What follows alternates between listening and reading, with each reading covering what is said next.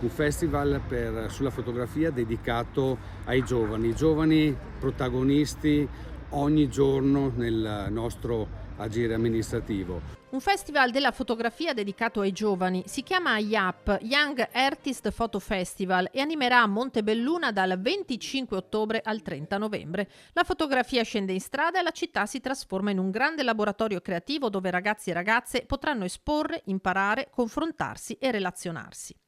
Uno spazio dedicato alla fotografia fatto per i ragazzi dai 18 ai 29 anni. In questo spazio ci sarà la possibilità di frequentare dei workshop, dei laboratori, dei talk, tutti dedicati alla fotografia.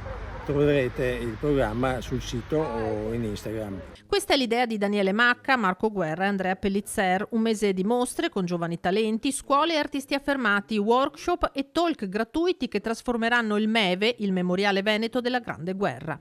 Una mostra, un festival che si compone apparentemente di vari tasselli, di vari mosaici che potrebbero sembrare dei compartimenti stagni tra loro e invece si compenetrano.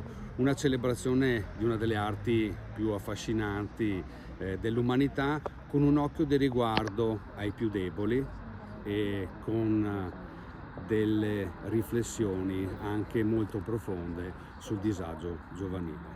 Il programma è ricco e variegato, si spazia dalla camera oscura alla gestione del colore, dalla fotografia di moda in sala posa al reportage industriale e alla fotografia di prodotto, fino ai talk dedicati al disagio giovanile, alla salute mentale e all'uso dell'intelligenza artificiale nel mondo dell'immagine, un calendario fitto di appuntamenti per il debutto dello YAP Festival.